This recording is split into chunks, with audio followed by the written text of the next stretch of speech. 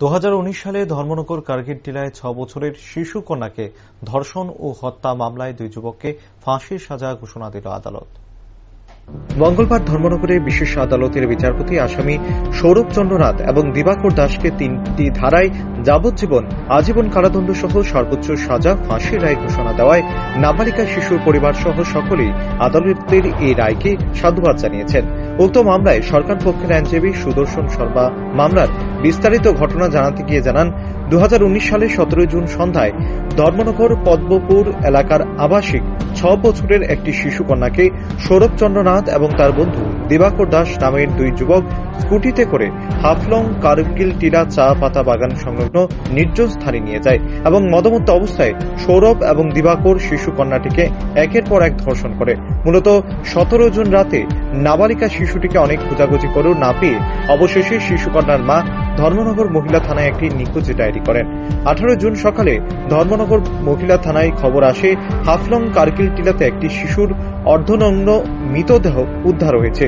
Police ঘটনাস্থলে গিয়ে তদন্ত শুরু করে। পরবর্তীতে নাবালিকার পরিবারকে ঘটনাস্থলে নিয়ে যাওয়া হলে তারা মৃতদেহটি শনাক্ত করে।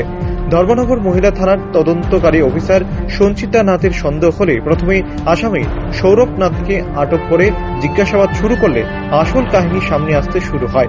গ্রেপ্তার করা হয় সৌরভের বন্ধু দিবাকরকেও। তারপর ধর্মনগর বিশেষ আদালতে মামলার শুনানি শুরু হয়। দীর্ঘদিন বিচার প্রক্রিয়া চলে। মোট 41 জনের সাক্ষ্য বাক্য শুনেন বিশেষ আদালতের বিচারপতি।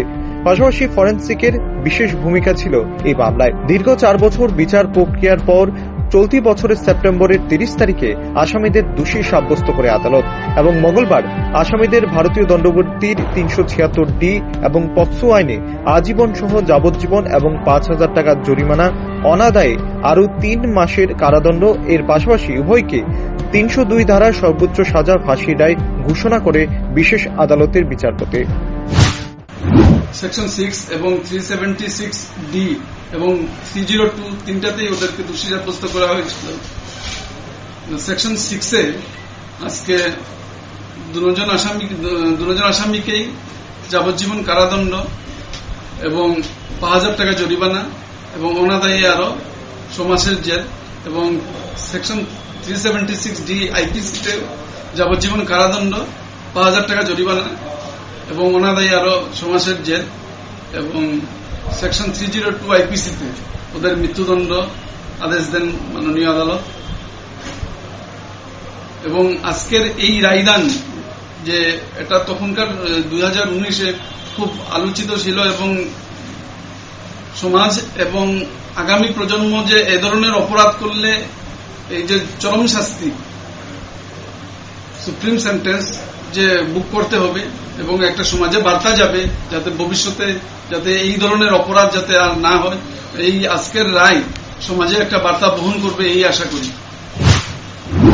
তৎকালীন সময়ে এই ন্যাক্কারজনক ঘটনায় গোটা রাজ্যে তোলপাড় হয়ে উঠেছিল।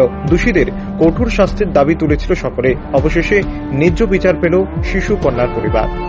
Bureau report, rising Tripura.